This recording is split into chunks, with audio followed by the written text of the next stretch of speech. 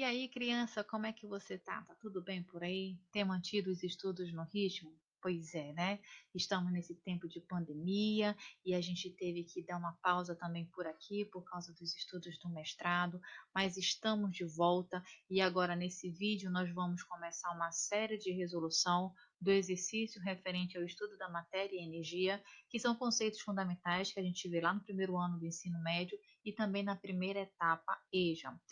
A dinâmica vai ser o seguinte: para cada questão nós vamos dedicar um vídeo e essa apostila está disponível lá no nosso blog, que eu vou deixar o link aí na descrição do vídeo e aproveito para pedir para você de forma carinhosa que você se inscreva no nosso canal. Se você ainda não é inscrito, se inscreva, por favor. Ativa aí o sininho de notificações para você não perder nenhuma sequência da resolução, principalmente das questões que vamos resolver a partir de agora. E também deixe o seu likezinho para dar um incentivo para sua professora a desenvolver cada vez mais material de conteúdo que é do seu interesse, tá bom? Então vamos lá. A primeira questão é uma questão da UEPA, que é a Universidade do Estado do Pará, e ela diz o seguinte: na natureza podem ser observados os seguintes fenômenos. Primeiro, o iodo sólido, ao ser aquecido suavemente, torna-se vapor sem fundir, tá? Segundo, a roupa seca mais rapidamente em um dia seco do que em um dia úmido. Terceiro, um copo de refrigerante com gelo normalmente fica molhado pelo lado de fora. Quarto, o ar quente e úmido, ao passar sobre algumas montanhas, forma nuvem e frequentemente chove. Aí ele pergunta o seguinte: as mudanças de estado físico ocorridas nos fenômenos mencionados acima são respectivamente denominadas de quê? Primeiro ponto, a gente tem que analisar item por item. E o primeiro item é referente ao iodo sólido, que ao ser aquecido suavemente torna-se vapor sem fundir. Você não precisa se preocupar em quem é o iodo, tá? Mas você precisa estar atento à palavra sólido e à palavra vapor, que elas que são o ponto-chave do comando desse teu item. Ora, se o iodo está no estado sólido e ele vai ser aquecido, vai se tornar vapor sem fundir, o que significa essa palavra fundir? Fundir significa derreter, tá? Então, imagina, você está aquecendo um sólido, normalmente ele deveria estar passando para o estado líquido e depois passar para o estado de vapor. Só que isso não acontece, tá? Ele deixa bem claro que o iodo sai do estado sólido, vai passar diretamente para o estado de vapor sem se tornar líquido. E quando ocorre esse processo do sólido passar diretamente para o estado de vapor, o nome do processo de transformação do estado físico da matéria é chamado de sublimação. Perfeito, tá? E aí anota aí no seu caderninho, na sua apostila, para depois a gente ver qual alternativa a gente vai marcar lá na frente, tá bom?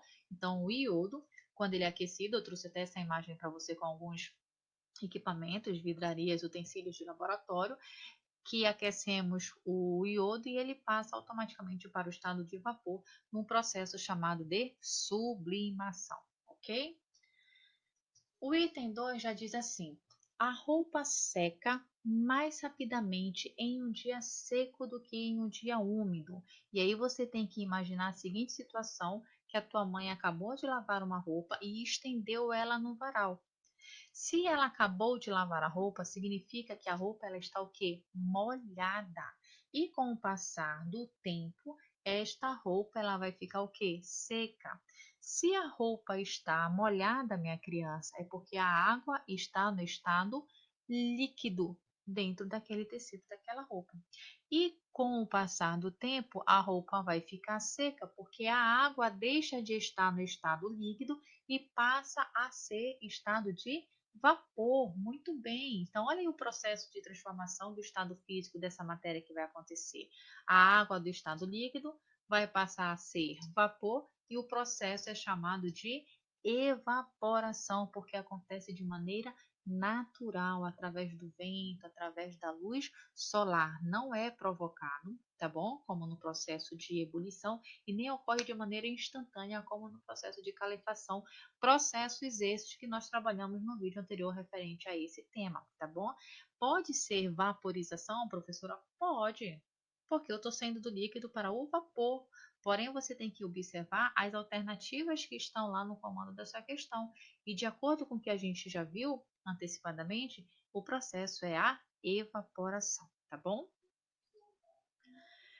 Item 3. Um copo de refrigerante com gelo normalmente fica molhado pelo lado de fora. E a gente sabe que isso acontece não só com o copo de refrigerante, por isso eu trouxe como exemplo a garrafa de refrigerante. E você percebe que essa garrafa ela tem algumas gotinhas de água, tá bom? Aqui, ó, do lado de fora. Por que isso acontece, professora?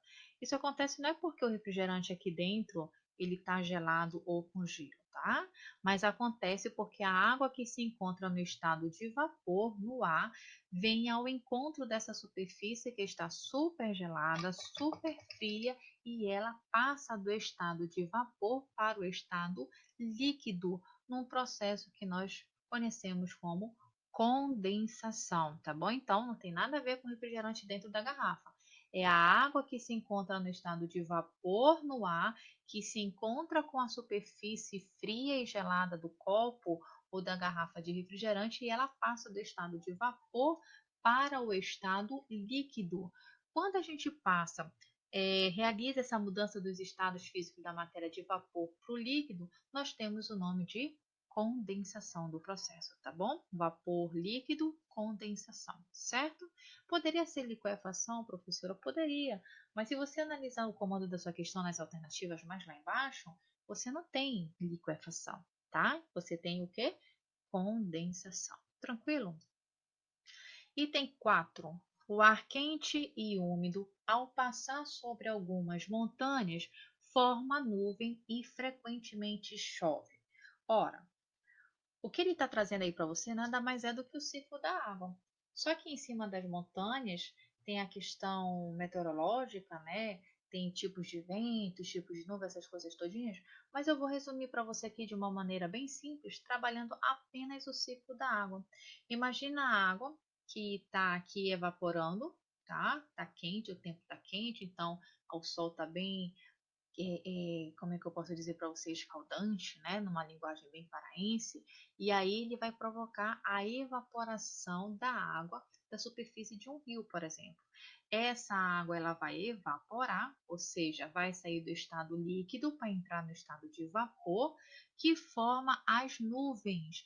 E com o passar do tempo, quando essa nuvem ficar bastante carregada, né, vamos dizer assim, vai ocorrer o processo que sai do estado gasoso para o estado líquido, que ocorre a precipitação em forma de chuva.